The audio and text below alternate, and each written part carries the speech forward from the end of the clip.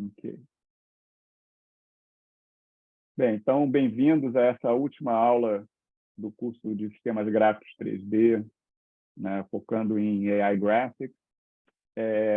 E como a gente tinha falado antes no curso, a ideia nessa aula de hoje é, na verdade, fechar o curso com chave de ouro, falando um pouco, né, do que vocês podem fazer em termos de pesquisa depois de ter feito esse curso.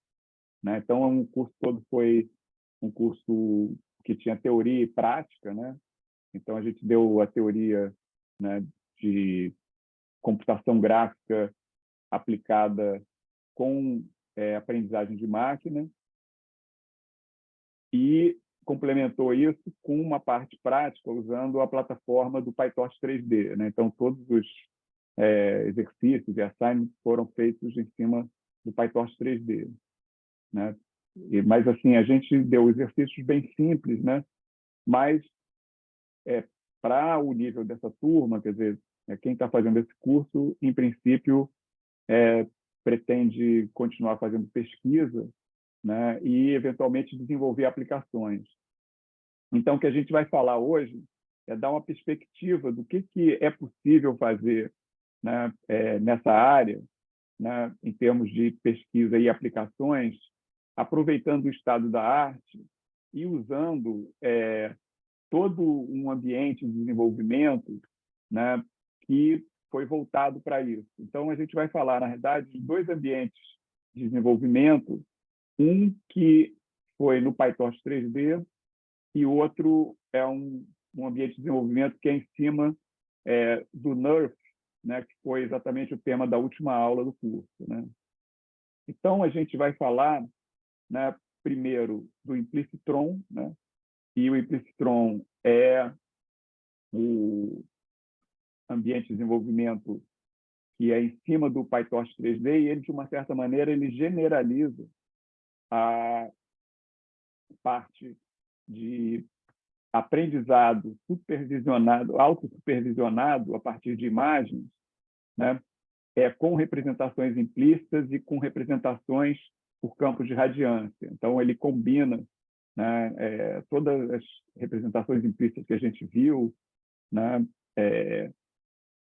e, ao mesmo tempo, ele incorpora o NeRF e algumas coisas a mais que a gente não viu no curso, né, que está ligado exatamente com você usar visualização, né, usando o differentiable rendering com pontos. A gente falou bem rapidamente disso, mas você tem como ligar isso com a representação implícita.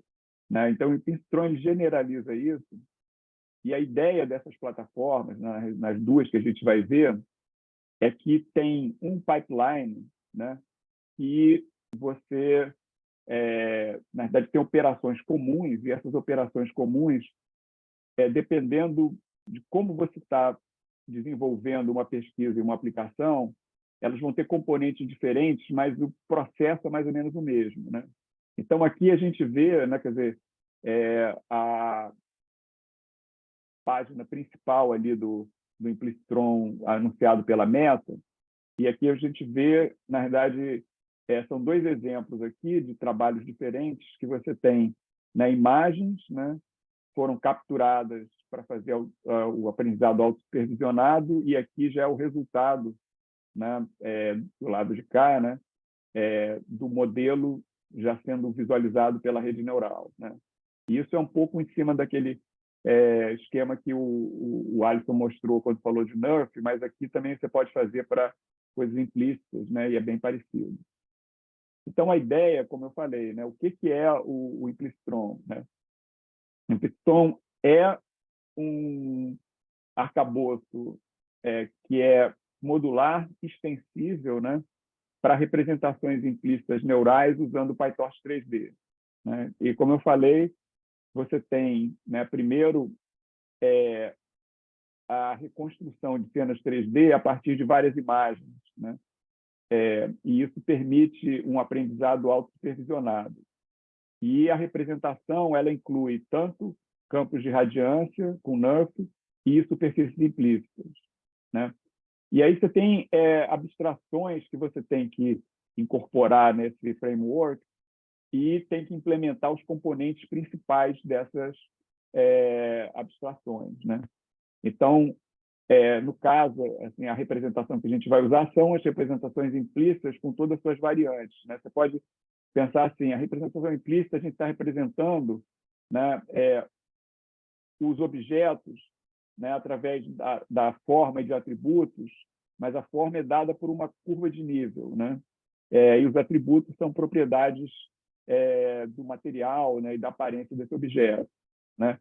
No caso do NURF, a gente está representando, né, uma cena 3D, né, de uma maneira volumétrica, né? Então não é uma curva de nível, e os atributos ali é o campo de radiância em si, da onde a gente pode extrair, inclusive, né, uma curva de nível, uma representação de superfície, mas ele leva em conta o campo de radiância, inclusive com aspectos de reflectância que são dependentes do ponto de vista, né? E isso permite um grau de realismo muito grande e foi um foco muito grande da área de pesquisa recentemente, né? E daí a ideia de construir esse framework é porque você tem, né, esse pipeline, que ele é comum, né, a todo o tipo de aplicação que envolve essas abstrações, né, e está sendo muito pesquisado, estudado, né, nessa área.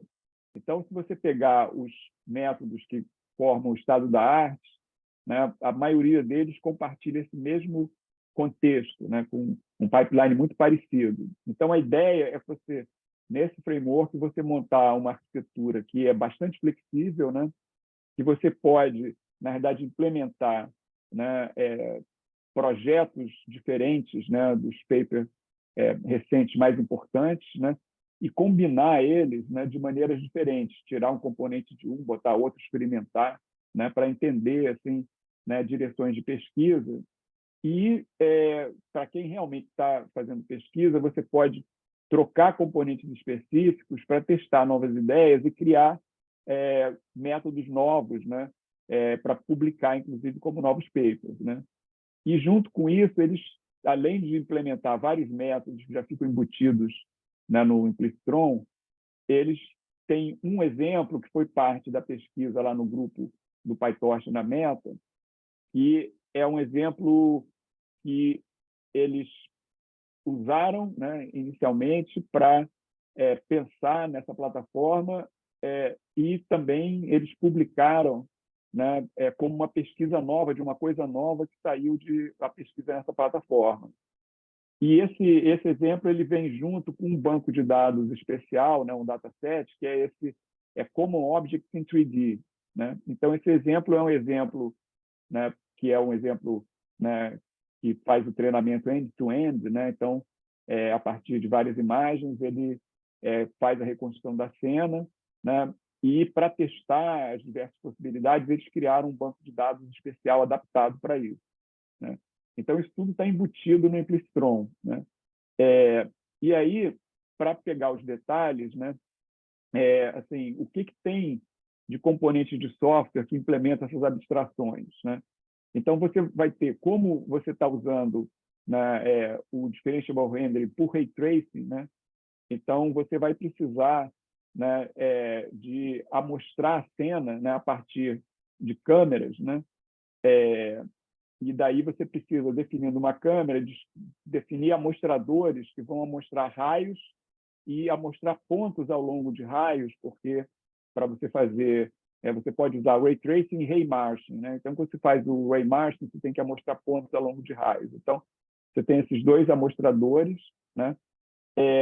A gente viu aqui no curso, né, que quando você usa essas redes neurais, né, baseadas em coordenadas, com a dimensão baixa, né, no caso aí 3, né, 2 e 3, né, você tem exatamente esse spectral bias, né, que aprende as baixas frequências e tem dificuldade de aprender altas frequências. E para aprender as altas frequências, você precisa fazer esse harmonic embedding, né, que seria o Fourier Feature Mapping. Né? Então, essa parte, né, do position aqui, eles implementaram esse harmonic embedding, que essencialmente é o Fourier Feature Mapping, né?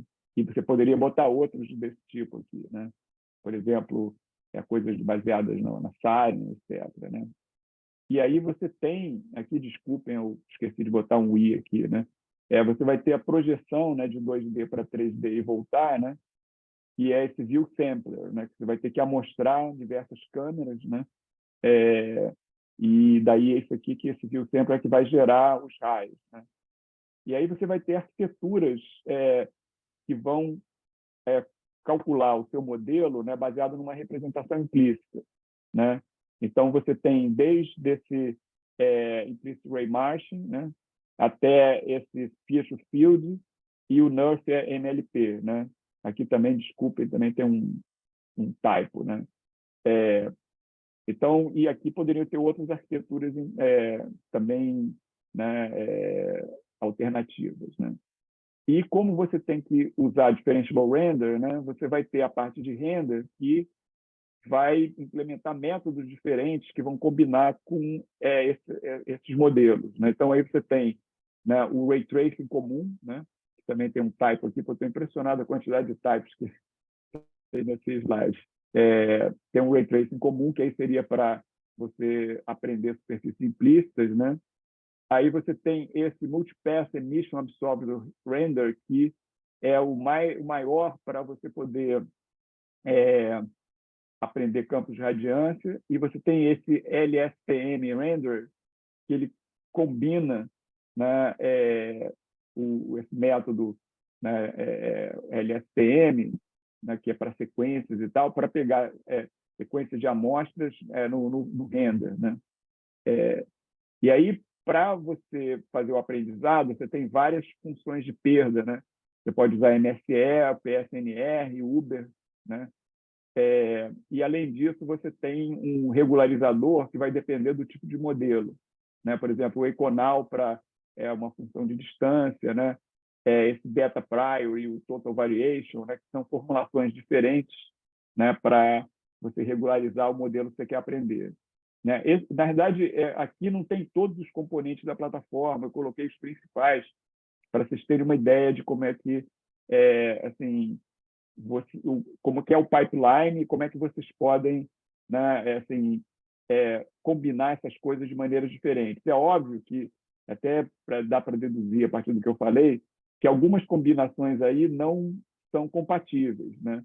Então, mas muitas delas você pode trocar uma por outra para experimentar coisas novas, né? E poderia, na verdade, propor, né, implementações e componentes novos para cada uma dessas categorias, trocando tudo que tem aí, né? Então, como eu falei, né, com isso aí dá para implementar vários trabalhos recentes na área, né, baseado em modelos diferentes, né? Então, aqui você vê os que tem já implementados, que é só você configurar corretamente, né? Uma coisa que eu não vou falar muito aqui, mas o Implicitron ele vem com um esquema de configuração muito bom, que você monta configurações diferentes e testa, né? Então, ele tem configurações já prontas para esses 5 trabalhos, que são trabalhos recentes na área, né? Que é o IDR, o NeRF, esse NeRF WCE, o NeRForm e o SNR, né? E aqui você vê os resultados aqui de cada um deles, né? Então, dá para ver que alguns têm uma qualidade melhor do que outros, né? E características diferentes, né? Por exemplo, né, o IDR ele pega os objetos aqui e não está pegando o fundo, ele separa o fundo, né? O NeRF, todas essas variantes do NeRF e o SNR, ele pega, né, a cena com o fundo e o objeto, né? Então, agora, quer dizer, eu vou passar para o Alisson, que ele vai mostrar, né, um exemplo que tem lá, que é um tutorial, que vai ligar com um dos últimos assignments que a gente teve aqui, né, que essencialmente ele vai pegar aquela cena da vaquinha, né, fazer uma visualização dela multiview, né, e aprender, né, usando um volume render, né, usando esse framework, né? E aí vai dar para ver uma porção de coisas, né, de como que você usa isso na prática, que a gente não vai ver aqui, é a parte de configuração, como eu tinha falado, né? Então, eu vou descompartilhar, e aí o Alisson vai compartilhar a tela dele.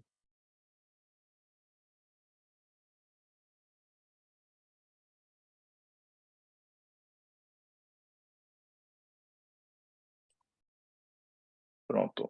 Então, aqui, esse é um notebook que está disponível lá no PyTorch 3D, né, no site, como um tutorial para essa parte de Implicit ROM, né? É um notebook que demonstra, na verdade, como usar. Tem uma outra parte lá na documentação falando sobre as configurações que a gente não vai ver aqui, mas, né, fica aí para vocês consultarem depois. Então, a parte do começo aqui, que é sempre bem parecido, né? Tem algumas coisas a mais que você precisa instalar aqui, e que descreve depois por quê e como utilizar. Mas aqui, partindo para o que a gente quer ver, ele define no começo algumas variáveis, como a resolução, né, que vai usar, baixa de novo a malha da vaquinha, que é o que a gente utiliza. E aí aqui começa a primeira diferença, que sim, ele tem toda uma infraestrutura para você poder construir, né, os dados necessários para você trabalhar. Então a gente viu que, por exemplo, para resolver problemas do tipo NERF, né, que você quer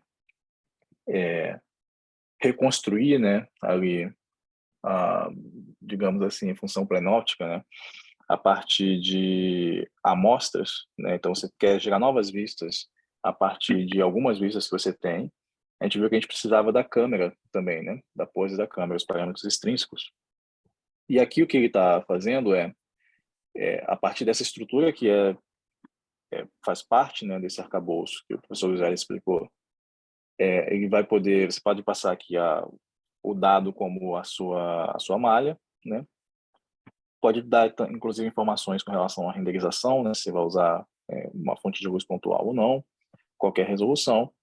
E, com isso, você vai conseguir obter dados que você vai utilizar para trabalhar, né? Então, no caso, a primeira coisa que ele está obtendo aqui são as câmeras, né? Então, a partir dos frames de treinamento, então, passa o objeto, né? Com essa classe aqui, ele vai gerar visualizações, né? Frames para treinamento, e ele sabe também exatamente da onde aqueles frames foram capturados. Então, para cada frame vai ter uma câmera, e aqui no começo a gente vai poder fazer a visualização dessas câmeras, né? Então, ele fala que, por padrão, a câmera é gerada no plano XZ, né? Todas elas têm Y igual a zero, e aqui a gente está tendo uma visualização dessas câmeras, né? Dos pontos de vista que capturaram aquela vaquinha. Aí, bom, aí você pode pensar assim, tá, mas se eu não tiver esse dado aqui, né? Então, se você não tem se você quer treinar, por exemplo, diretamente a partir dos frames e não a partir de uma malha, como a gente tem aqui, né? Aí fica sob sua responsabilidade, né? Ter o frame e a câmera, né? E a gente já discutiu na última aula lá que você podia usar algo como o CallMap para fazer essa estimativa, mas o importante é que esse é o tipo de dado utilizado para esse treinamento aqui. Então, nesse momento ele mostra como estender essa função aqui Implicit Function Base, na verdade essa classe, né, chamada Implicit Function Base, e está criando uma nova classe que é derivada do Implicit Function Base e também derivada do Torch NN Module, né, porque ela vai ter todas as características que a gente tinha nos nossos modelos ali de rede, né, de, por exemplo, ter essa função forward para poder chamar as coisas, e aqui dentro ela vai manter os parâmetros que vão ser atualizados, né, treinados durante o loop lá de otimização. Então, o que, assim, está reproduzindo um exemplo parecido com o do North, né? Então, lembrando do que a gente viu na última aula de laboratório, a gente precisa determinar uma densidade, né? Qualquer densidade dentro do volume, e precisa determinar também a cor, né? Então, o que ele está colocando aqui como parâmetros são justamente esses, né? Densidade e a cor. Aí colocou aqui uma função de ativação, e quando a gente entra aqui, então, no forward, pelo fato dele ser derivado também desse implicit function base, né? Quando vem aqui no forward, a gente vai poder trabalhar com os raios desculpa, aqui os raios que fazem parte desse framework, e a partir disso a gente faz uma computação aqui dentro, né? Então, repara que a densidade, né, beleza, ele passou aqui pela função de ativação, que você poderia experimentar algumas outras. Aqui ele está definindo o tamanho do voxel, né, em função da resolução e do tamanho do nosso volume no mundo, né? Então, ele explica ali que o volume, ele, se você definir que ele tem unidade 1, por exemplo, né, ele vai criar um volume centrado na origem de -1 a 1, ali em todas as direções, né? E como features, aqui tem apenas a cor, né? Mas você poderia colocar outros atributos. Então, aqui entra também uma questão que, se você quiser explorar outras coisas, né? Como acho que a gente até discutiu um pouco na última aula, alguém perguntou. Eu quero treinar um volume que eu vou treinar de uma maneira, a cor de uma maneira independente. Eu vou, de repente, tentar separar a parte de iluminação, ou tentar separar algum outro componente de aparência da parte de densidade. Vou querer treinar só com a posição, né? Uma parte só com a posição e deixar a parte de campo de visão, né? Na verdade, do ângulo de visão ali, né? O teto e phi, para treinar uma outra parte. Tudo isso você vai poder definir pelas operações que você faz aqui dentro, né? E aí, aqui, ele está definindo um objeto dos tipo volumes, né? Usando a densidade e os features, que no caso é só a cor aqui, e o tamanho do voxel. Aí ele tem um amostrador para esse volume e, finalmente, ele usa, né? Ele amostra, de fato, o volume utilizando os raios que vão vir aqui, né? Então, a gente vai receber os raios ali durante o processo de otimização e, com isso, você tem um valor de densidade de features você vai poder usar depois para calcular a função de perda, essas coisas. Então, aqui ele mostra como que se poderia construir um modelo para fazer o treinamento das coisas, e aí essa trecho aqui e esse aqui são equivalentes. Isso aqui é até parecido com uma coisa que a gente fez no nosso framework lá da MRNet, de ter um esquema de configuração e você criar o seu objeto a partir das configurações que você vai definindo, né? Quando começa a ter muitos hiperparâmetros, muitas coisas para definir. Qual é a função de perda que eu vou usar? Qual é o peso da função de perda? Resolução, né? Thresholds que você vai utilizar para fazer algum tipo de operação. Aí, definido dessa forma, você poderia ter muito mais parâmetros. E aqui seria a forma padrão, que é, ok, vou usar o nome da classe, né? E chamar aqui como se fosse uma função, passando todos os argumentos, né, são equivalentes. Tem mais explicação sobre isso lá na documentação, no site do PyTorch 3D. E aí, uma coisa que é curiosa, vai ser um pouquinho diferente das coisas que a gente vem fazendo, é que, como o professor Luiz falou, né, muitas dessas operações elas são comuns em vários experimentos e trabalhos desse tipo. Então, eles encapsularam tudo isso dentro desse objeto que está sendo criado aqui, nesse generic model, que, enfim, você poderia até fazer uma subclasse dele e fazer operações mais específicas. Então, quando você olha para o loop de otimização aqui, você vê que ele é bem curto, porque, na verdade, as operações estão aqui dentro, né? Então, ele recebe os frames desse conjunto de dados aqui, né? O train data, collated, como ele está chamando. Vai passar os frames, então, para o modelo. E aí, a questão da função de perda, né? Como que isso é calculado, está tudo dentro do modelo aqui. No caso ali, aquele modelo está usando a função, essa loss RGB Uber, né? Mas poderia utilizar outras. E você poderia fazer algo customizado também. Então, aí ele recebe aqui, nesse objeto aqui, out, vários parâmetros de output. Dentre eles, né, como se fossem dicionários aqui, então, dentre eles tem o valor da função de perda já somado, já agregado, né, que ele chamou de objetivo. E aí, em cima disso, então, ele roda aqui o backward para poder otimizar, né? Então, aqui calcula os gradientes e aqui depois a gente vai andar utilizando o otimizador que tem aqui e essa taxa de aprendizado, né? Então, está tudo encapsulado aqui, a gente não está vendo essas operações sendo feitas, mas toda essa parte de gera o raio, aí lança o raio dentro da cena a partir daqueles pontos, né, dos frames que a gente recebeu aqui. Então, lança os raios dentro da cena e calcula função de perda em relação a isso, tudo está dentro desse objeto generic model, né? E aí aqui ele criou um código para poder avaliar, simplesmente a gente poder visualizar mesmo, né, o que aconteceu. Então, depois de treinar, ele coloca o modelo aqui em modo de avaliação, né, esse eval. Tem umas funções auxiliares aqui para trocar de canal, altura e largura, né, para altura, largura e canal no final, né, para poder visualizar. Também, se você for fazer resizing, né, for mudar o tamanho da imagem, aí cai naquele problema de amostragem e reconstrução que a gente discutiu aqui, né, no curso. Então, para fazer redimensionamento, você tem que reconstruir, né, a imagem, por isso que ele está interpolando. E o que ele vai querer visualizar aqui, a partir do modelo, é tanto o RGB quanto o que ele chamou aqui de máscara, né, de renderização, que seria tipo aquela silhueta, né, que a gente vinha renderizando com o renderizador do PyTorch, né? Então, ele gera tudo isso aqui dentro desse loop para todos os frames de treinamento. E depois ele gera uma visualização que vai mostrar numa linha, né? Eu vou mostrar aqui para vocês o que ele está explicando. Essa primeira linha aqui tem os frames que foram treinados.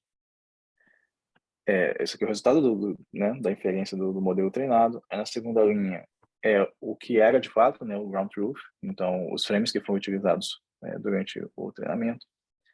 Aí na linha de baixo, a máscara, né, do modelo. E na seguinte, o que seria o ground truth também dessa máscara, né? Então, assim, dá para perceber que tem um certo aspecto que é diferente, né? Então, um aspecto mais fuzzy, assim, né? Tipo uma nuvenzinha aqui da vaquinha em relação a o que foi treinado aqui. Com mais treinamento, as coisas vão ficando um pouquinho mais nítidas, né? Mas, por exemplo, tudo que é importante, assim, já aparece, né? As pintas aqui da vaquinha já estão nas posições corretas, né? O formato, né, realmente da vaquinha, que a gente consegue ver até pela silhueta aqui, já está bem ajustado, assim, com algumas pequenas falhas, né? Então, eu fui fazendo isso para vários dos frames que foram utilizados ali, né? E aí você fala, tá, tudo bem, mas aqui você está olhando os frames que eu já tinha, né? Mas eu queria utilizar isso para poder gerar vistas que eu não tenho, né? Que esse é o objetivo de treinar tudo isso. Então, aqui para baixo, ele gera uma outra visualização que você pode, inclusive, né, por conta desse widget de HTML aqui, visualizar dessa maneira. Então, mostra que você consegue realmente gerar novos pontos de vista aqui, né? Andar de uma maneira contínua, vendo esse modelinho, tá? Então, esse tutorial é basicamente isso, né? Se você quiser modificar as coisas, como eu falei, um primeiro ponto é agir na parte dos dados, né? Seja porque você quer ter um outro tipo de dataset provider ou porque você já tem realmente os frames e estimou a pose das câmeras de alguma outra forma, né? Você pode atuar aqui no volume, então o que está treinando aqui é densidade de cor, mas poderia querer treinar outra coisa, você poderia querer treinar uma função de distância com sinal, por exemplo, né, uma SDF, como o professor Luiz comentou, e aí você iria, sei lá, usar como regularizador uma iconal, uma outra função de perda, né? Então, você pode definir aqui coisas que você tem interesse de treinar no teu modelo, a forma como as operações acontecem aqui, né? Então, no caso, ele vai mostrar valores, né, utilizando esse amostrador com os raios, né, bem no estilo de Nerf que a gente estudou, mas perceba que ele está fazendo uma amostragem só, né? Então, por exemplo, você poderia fazer as coisas, sei lá, tentando mexer com eficiência e tal, fazendo um esquema de amostragem que fosse diferente, né? Como a gente viu, o próprio paper original da Nerf tinha uma rede que era mais, que fazia uma amostragem mais grosseira e uma outra que fazia uma amostragem mais refinada, baseado no que era aprendido na amostragem grosseira, né? E esse generic model aqui, que para a gente ele tá tudo encapsulado, assim, mas que você pode olhar na documentação, né, no código dessa função, dessa classe, e, e mexer, né, como é que algumas operações acontecem lá dentro, como é que, enfim, definir funções plugar funções de perda diferentes, mais específicas, ou modificar como é que a amostragem e a renderização acontece lá dentro, tá? Então, basicamente, isso que a gente tem para essa parte. Agora a gente pode continuar vendo a outra parte que não depende do PyTorch 3D, né? Beleza. Eu vou compartilhar de novo a minha tela aqui. Uhum.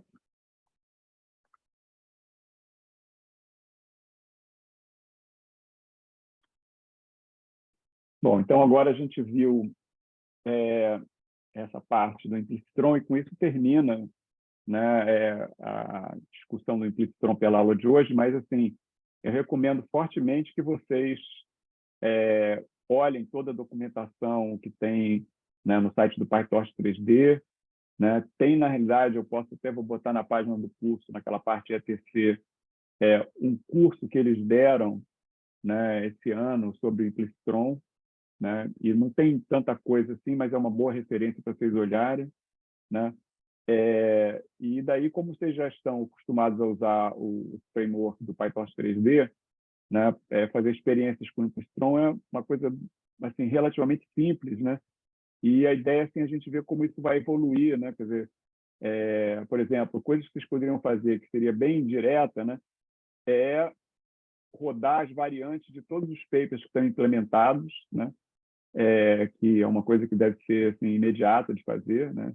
Já tem pronto lá. A outra coisa é ler esse paper, né, que eu mostrei aqui, que é esse Common Objects in 3D, né? E daí que é um trabalho de pesquisa e tem um banco de dados todo especial, e aí tentar reproduzir os exemplos do paper e tentar experimentar com o paper, né? E assim, se vocês entenderem todas essas variantes aqui, né, assim, que implica que vocês de uma certa maneira entendem todos os conceitos e sabem o que são esses papers todos, né? Isso aí vai dar para vocês um avanço assim em termos de conhecimento e de experiência, de maturidade muito grande, né? Então uma coisa que não é um esforço tão grande de fazer, né? E assim vai permitir que vocês aprendam muito mais, né? Com a base que vocês saíram desse curso, né? Além disso, se vocês quiserem fazer pesquisa realmente, aí vocês teriam que estudar essa parte de configuração do PyTorch 3D, e até para quem é ligado nessa parte de arquitetura de software, entender certas modificações que eles incluíram lá no framework para essa parte de configuração ser o mais flexível e o mais eficiente possível, né? E aí, entendendo bem, aí vocês podem fazer a sua própria pesquisa em cima do Implicitron, né? E daí, eventualmente, criar um método novo, publicar, etc., né? Então, com isso, assim, a gente, de uma certa maneira, fecha o PyTorch 3D e o Implicitron. E agora, quer dizer, bom, é isso que eu falei, quer dizer, esse exemplo aqui do Research aqui assim, o paper, né? Você vê que é um paper relativamente recente, né? Esse aqui ficou pronto tem um ano, né? Foi apresentado no ICCV de 2021, né? E assim, eles fizeram esse banco de dados, né? E assim, o banco de dados em si, né, tem características especiais para você aprender coisas diferentes, né? Então, assim, eu acho que tem muita coisa para aprender, tanto nesse contexto do PyTorch 3D, quanto, né, pensar em pesquisas até derivando desse Common Objects em 3D, né, e até podendo adaptar isso para estender esse dataset e tal, né? Então, agora a gente vai passar para o Nerve Studio, e já é um contexto bem diferente, porque tem uma genealogia diferente e um grupo diferente.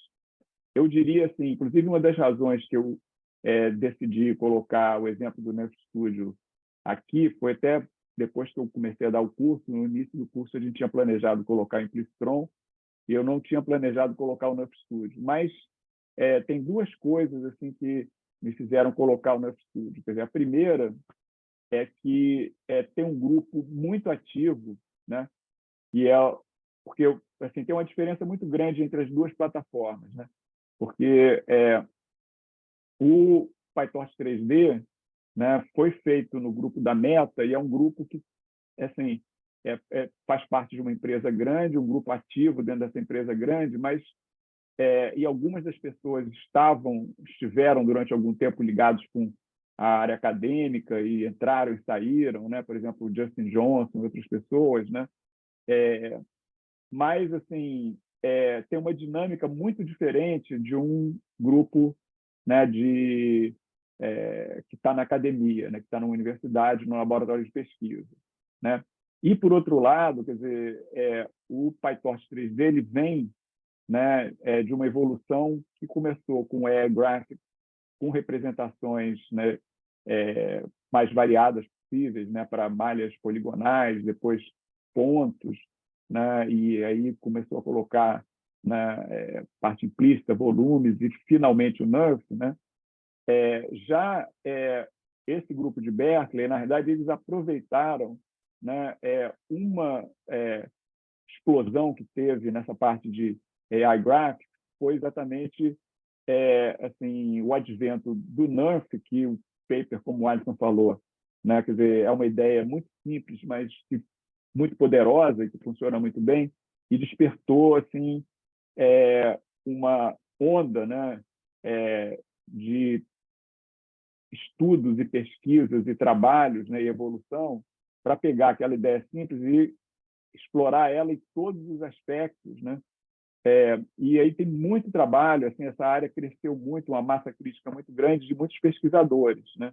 Então, esse grupo de Berkeley, ele capitalizou em cima disso e começou a exatamente fazer uma proposta que tem muito a ver com a ideia do Implicitron de ter um framework, né, que você possa usar com base para entender todas as pesquisas de NERF, né, e continuar fazendo pesquisa com NERF. E aí, nesse contexto, né, eles assim, incorporaram tudo que estava sendo feito antes, né, mais ou menos na mesma época, mas um pouco antes que começou primeiro, né, os trabalhos ligados com representações implícitas, né? E ele é totalmente organizado por esse grupo desse laboratório de pesquisa em inteligência artificial de Berkeley, né? Mas como eles têm um grupo muito bom e muito bem articulado e tem muitas colaborações, né? E fizeram parcerias com a NVIDIA, né? Assim, eles cresceram muito e têm um trabalho assim espetacular, né? Então, eu diria que, em termos de atividade e desenvolvimento, o NumStudio está um pouco na frente do Implicitron, no sentido de que tem mais gente trabalhando e com mais motivação e energia, né?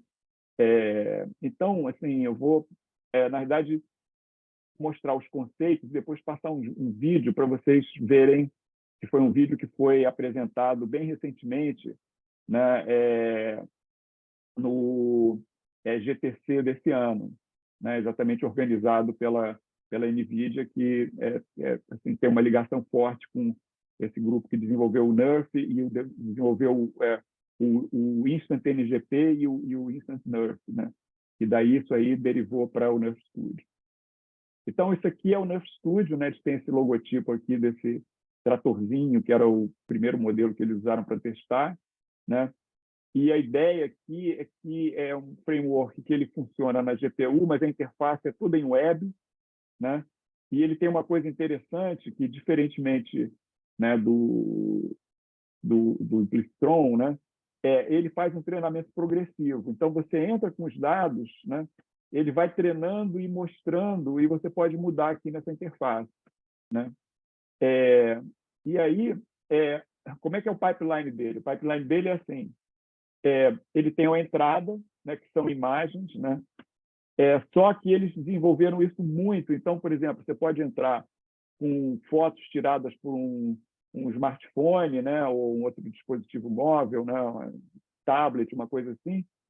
E tem vários programas que funcionam nesses dispositivos móveis, como esse Polycam, Record 3D, esse Kirin Engine, né, e você pega o seu, né, um iPhone, um outro dispositivo móvel, né, que tenha esses aplicativos, isso aqui já gera os dados para entrar para cá. Ou você pode pegar dados que vêm de programas que são formatados, né, num computador, né, desktop, né, ou a partir de vídeo, ou a partir de fotos, né? E aí você tem o próprio Colmap, né, que a gente já mencionou aqui, tem o Metashape, que é uma plataforma para fazer fotogrametria, né, muito boa, e tem esse Reality Capture, que é outra plataforma muito boa. Então, eles pegaram todas as ferramentas, todos os softwares, né, para fazer reconstrução 3D, né, que as pessoas usam na prática e adaptaram, né, quer dizer, prepararam o Nerve Studio para pegar os dados a partir, né, dessas aplicações, né, dessas plataformas.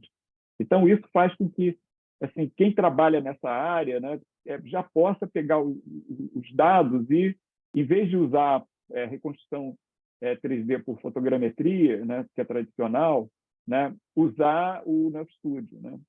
E aí você tem a mesma coisa que a gente viu aqui para o Implicitron, que são esses componentes modulares, né? Que é muito parecido, né? Que você tem aqui os samplers, né? Aqui é um pouquinho diferente a conceituação, mas você tem uniform sampler, occupancy sampler, né? Proposal sampler, etc., né? E aí você tem o modelo, né? Que são os campos, né? Que pode ser um campo de densidades, né? Pode ser uma função implícita, etc., que tem esse Fuse, ALP, Voxel Grid e outros, né? E aí você tem vários tipos de encoder, né, que a gente já viu lá, né, que tem position encoder, Fourier feature, hash encoder, né, spherical harmonics, que a gente discutiu aqui, né? E você tem os renders, né, vários tipos de renders também, né, RGB, DEP, accumulation, etc., né? E tem outros, esses aqui são os principais, né?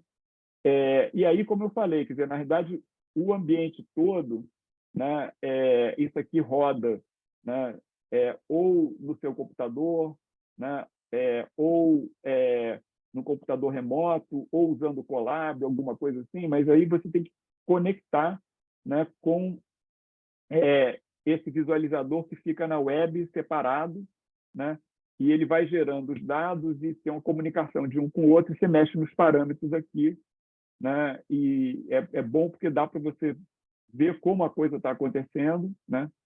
E aí depois você pode exportar, e também isso é um negócio muito interessante, que eles fizeram todas as formas de exportar que você pode imaginar, né?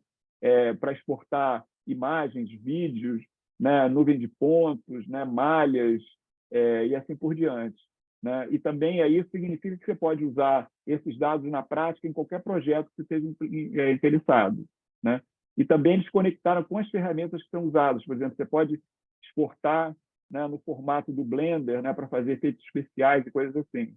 Né?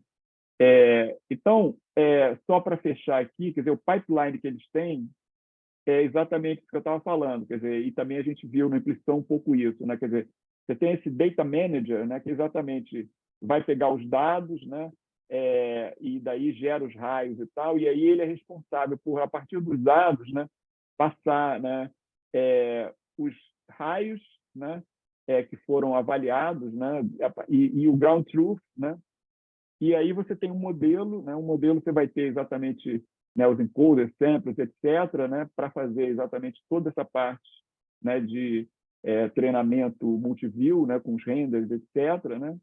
E aí você vai ter, né, esse ray output e esse dicionário de perda, né? Aí você entra no treinamento e isso é feito de maneira progressiva, né?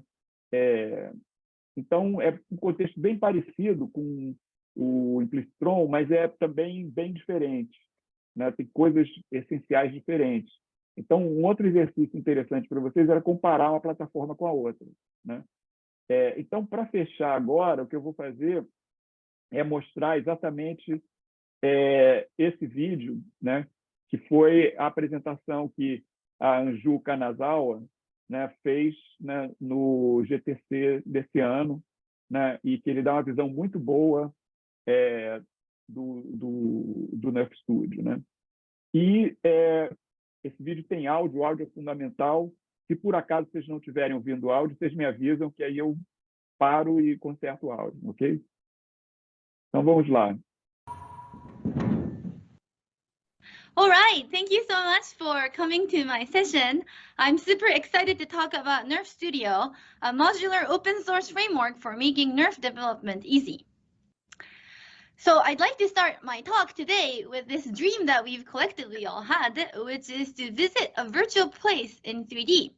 This might be a completely new scene that you've generated and edited, or it could be a memory that you are visiting from the past. Of course, this picture is from the Ready Player One movie written by Ernest Cline, and there's this world called Oasis where you can experience a wide range of virtual environment. Of course, we've also seen this in Holodeck, in Star Trek, and also in books like Harry Potter, where there is this idea of conceive where you can take your memory and then go visit in that world. And today I am here to say this is a sci-fi staple, and today I'm here to say that this is really becoming a reality. So today, if you want to visit San Francisco virtually, we actually have this 3D reconstruction of these famous places in San Francisco that you can actually explore virtually. Of course, these are not on headsets yet, but it's only a matter of time that we get these experiences on VR. These approaches are already real-time rendered on machines, and these approaches can render really photorealistic faces, as you can see here. And of course, in January 2022, NVIDIA released a really cool approach which allows you to train these approaches in real time, and you can interact with them as they're being trained. And we can also capture different time of day and different appearances that happen. And more recently, people have been using these representations to do completely unconditional generation of objects and scenes. So what are these things? You may have heard of NERF, which came up in 2020, which was released at ECCV conference made by my colleagues at Berkeley and also at Google. So what is NERF? I'm just going to use this really nice video from the original authors. How NERF works is that to render every single pixel, it shoots a ray from that pixel.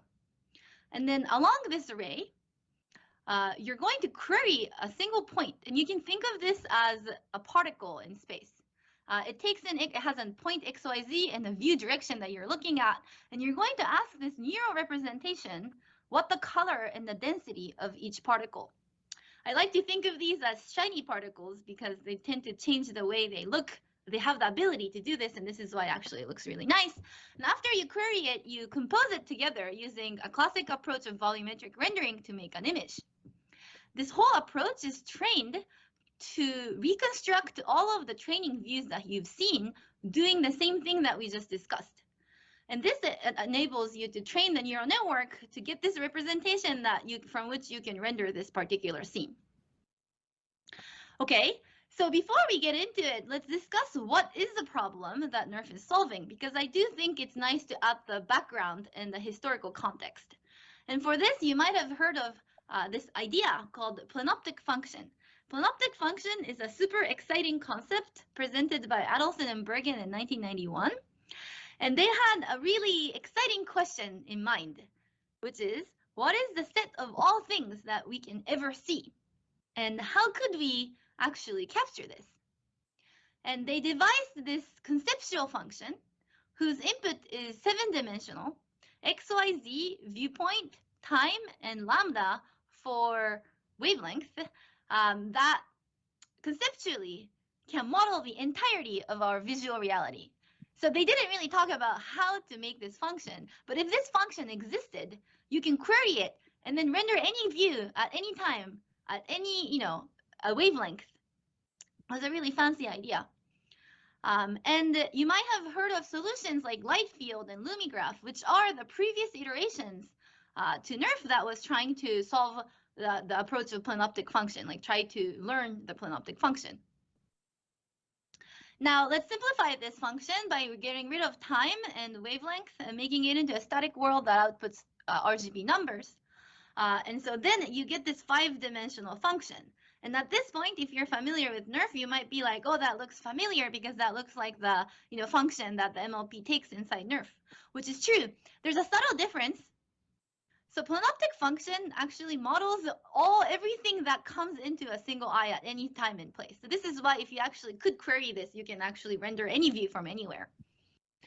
Instead, NeRF achieves the same, but does it by, instead of modeling what comes into the eye, it actually models the particles in every single point in space and their color and radiance that is view dependent. And this enables you to really fly through the scene, unlike light fields or past approaches, and become a really flexible representation that actually has an underlying 3D representation. Okay, so this is NeRF. And each of these particles is again modeled by this function that takes in 5-dimensional things and outputs color and density. So this was quite a flexible approach. And not only that, very easy to optimize because the volumetric rendering was able to pass gradients really easily. Basically, it was very easy to use and a really simple idea. Because of this, there has been a huge explosion of NeRF research since 2020. There's many approaches that I have no time to really list all of them in this figure. There's already like 2,000 citations, and it can capture all these kinds of different lighting effects. It's HDR, faces, a generative model, scene. You can even stylize it. You can use it for humans, and you can try to model it for dynamics. And so all of these work was happening. And even though it's super exciting, everybody's writing these papers that's coming out a lot at the same time. And there wasn't any central repository to kind of summarize all of these exciting development. And I think it's really interesting to consider the timeline because so much has happened in this past 3 years. So let's look at this. So original NeRF was archived in March 2020, which is super nice because it's exactly 3 years from today. It was presented at October in ECCV 2020, but that's when we saw it on the internet. A year later, our lab and a couple of other labs have presented an approach to make it real time. Like, original NeRF was very impractical. It took like 30 seconds to render a small 800 by 800 image. And then around January 22, there was fast training like methods like Planoxels, direct voxel optimization, Instant NGP, also TensorRF, and all these things. And then right after January, large scale NeRF like block NeRF and etc. came out. And so this was around the time where really after looking at Instant NGP, we were like, oh, you know what? Maybe this is like a thing where you can actually use it to normal everyday people can actually use it and then experience it. Until then, some papers like Instant NGP and MIP NeRF 360 has done these unbounded scenes, but it was still very difficult to capture them myself. For example, if I wanted to make a NeRF, I'd have to send it to my students and they had to run through their own processing and it was difficult to view them. And Instant NGP was a super inspiring project for us, but it's also completely implemented in CUDA that made it very difficult to modify. And so we didn't necessarily want to develop there. And so around this time, we were like, yeah, and this is about exactly a year ago, we started thinking about building this open source framework called NeRF Studio. And we released this in October 2023, and this is the March, so it's really been a year-long effort until this time. Okay, so this is NeRF Studio, led by many students, which I will describe in the end of this talk. The design goals of NeRF Studio was simple. First of all, we wanted to make it easy to use, most importantly. And by using, I mean you can use it on your own data, maybe just from your phone or drone or in many type of formats. It also should be easy to develop. If you're doing research, you wanted to do rapid prototyping, combine different ideas very quickly. And because so many papers are coming out, we also wanted to centralize somewhere where you can novice users or researchers can learn about NeRFs. And so those are our goals. And then this is the framework that we ended up in. So it's an end-to-end framework. So first we begin with these inputs. It can be mobile, captured, just a video, or also through these recent apps like Polycam or Record 3D that you can run on your phones with LiDAR support that allows you to skip running CalmUp, which can be kind of tedious to implement and run. That really makes it really streamlined. And then we implemented the underlying NERF in a very modular way. And then another one of the big emphasis that we had was it's really important to have a real-time viewer. This was inspired by InstantNGP, and we really wanted to make it into a web viewer so that it's really easy to experience the scene in real life, because it's very important that you do visual debugging. And then lastly, we wanted to export it into various kinds of formats and support this. So it's really going all the way from data to final render in an end-to-end framework. Okay, so here is one of the visualizations of our viewer. It's like video games. You can use WASD keyboards, and then you can fly through the scene. You can also make keyframes, and this have really developed since we released and then make a smooth video. We try to come up with an interface that's easy, although this is also still quite a challenge engineering, a lot of engineering work. But once you set up these cameras, you can render the final scene. And here is an example of our recent renders. And you can fly through this world and explore it. Okay, so that's easy to use. On the aspect of easy to develop, we really wanted to keep everything Pythonic and modular as much as possible. And the one, I think, contribution that we've made is to really simplify the way of thinking about NERFs by dividing into the sampling algorithm, the fields and encoders, which is the underlying neural representation, as well as finally the volumetric rendering. And we separate it into these three categories. And within each, we implement various kinds of options of each ones. So for example, these types of different sampling approaches, different types of fields that includes InstantNGP type approaches or Planoxo-like approaches, or everything in between.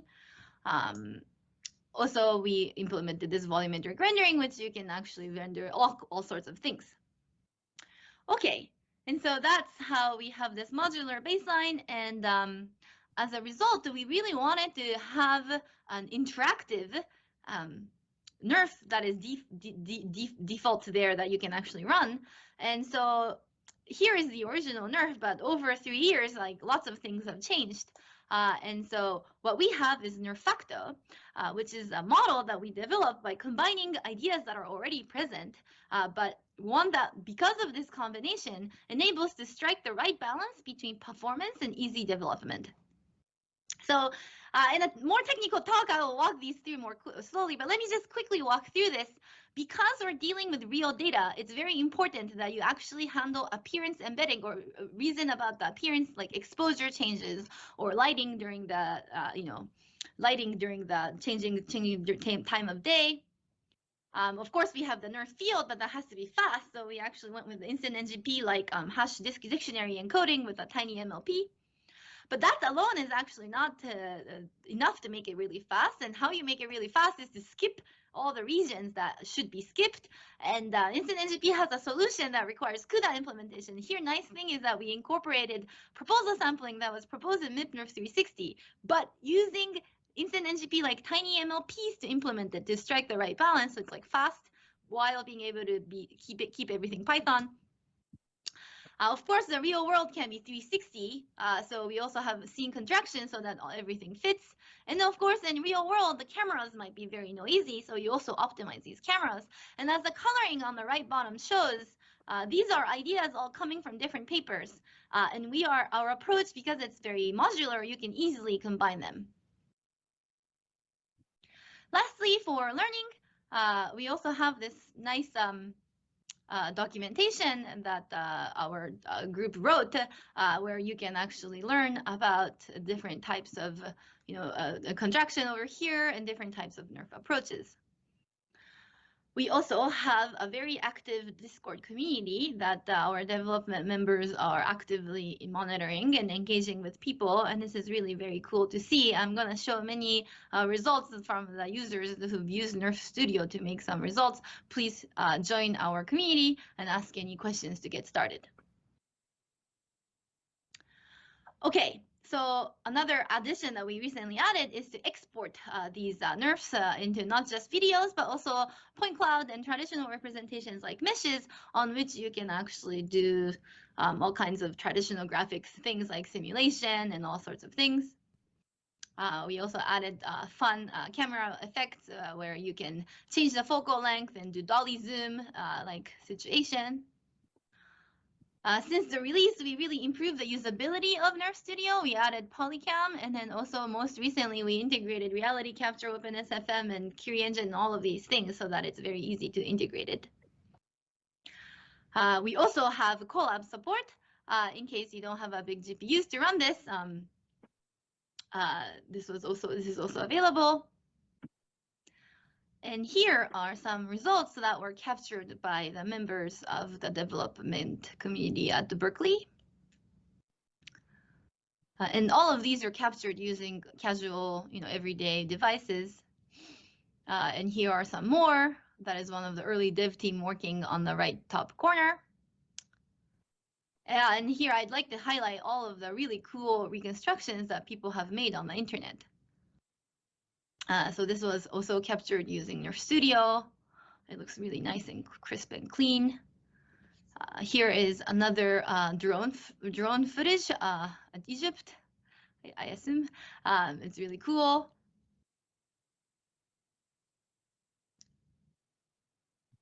Here is more.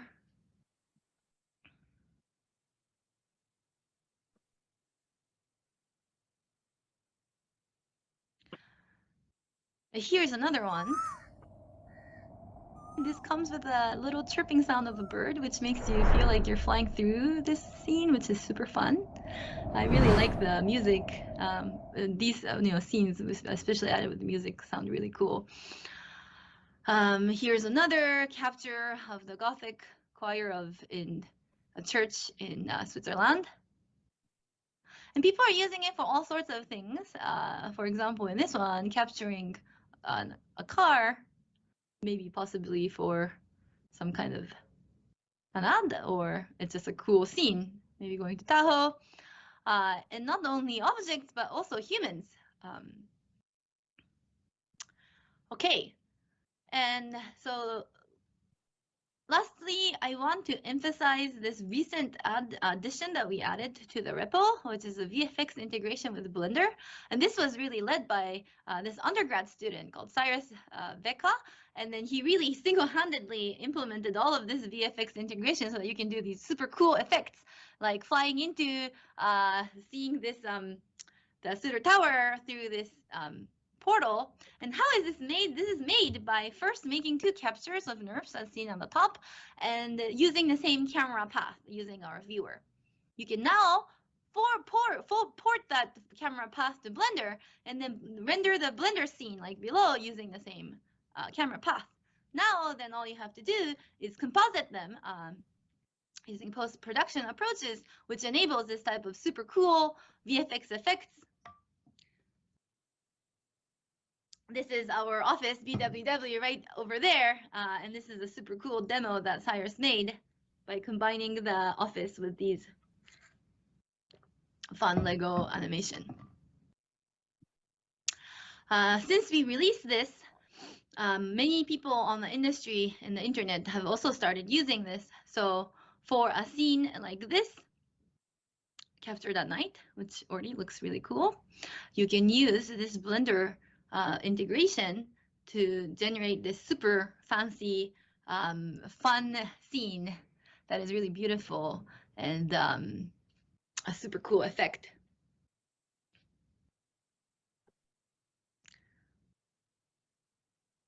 Here is another one with this point cloud deformation that looks super awesome. Okay, so that is Nerf Studio. And we would like to do a couple of shout outs to the libraries that that were central in developing our library. So this is Tyro, which makes the config system really easy to use, developed by one of the team members, Brent. And this is NerfAC. And so if Nerf Studio is too much end-to-end for you, and maybe you're a PhD student or a researcher, and you just have your own custom input engines, and like you don't really want to, convert everything into Nerf Studio, you can simply use NerfAC, which is a drop-in replacement that is much lighter version of Nerf Studio, of a much lighter version of Nerf implementation. This is also our backbone for the Instant NGP baseline for implementation. And more features are on the way. This is a teaser for one of the unconditional scene generation. And the nice thing is that we've developed this, we're doing more research on this, and so more research is coming. And so this is a quick teaser for one of the recent approaches that we are working on. We're given this input Nerf scene on the right, we can use language, specifically instructions to change the scene, adding a mustache or making it a marble statue or turning him into Albert Einstein or this clown. And also a super exciting line of direction, which is to integrate semantics and language into these 3D scenes in a 3D consistent way so that you can actually search for these scenes using language. Okay, and more research is going to be worked on this approach. I'd like to really end this talk with a big thanks to the Nerf Studio team. It's a big team now. Many undergrads and master's students and also PhD students have volunteered their time since our release. The team is growing. If you're at Berkeley and interested, do solve some of the issues on GitHub and send us an email and we will consider. We're also consistently looking for serious developments, the collaborators who want to take, help us do PR. And so we really want this community to grow. Lastly, I want to highlight the initial team. So this was a team led by Matt Tansek, Ethan Weaver, and Yvonne Ng, who are the co-star authors of this project. They're my students in my lab, also followed by Rilong, Brent, and Justin, who are also PhD students. Terrence and Alex are master's students, and Jake and Kamyar, Abik, and David are undergrad students. Also Cyrus and Rohan, who's been doing a lot more recently. So here's, I really want to thank the team for putting a lot of efforts. Lastly, I really want to highlight Matt Tansek, who was also in the original author of Nerf, and who really is putting a lot of effort into this project. He's the one who accepts all of your PRs and really leads this entire effort. To develop Nerf Studio wasn't entirely an easy decision because it was a lot of engineering work. Matt, Ethan, and Yvonne, we didn't really publish papers in the time that we were working on this, but we're really happy that we've made this. And in particular, Matt is graduating. I was really fortunate to have Matt as one of my first students, and he's nothing but excellent, and he's currently on the market. This is a once-in-a-lifetime opportunity if you are industry looking for people to hire, really is. So please consider, or it's your opportunity. And thank you so much, and I'm looking forward to taking any questions.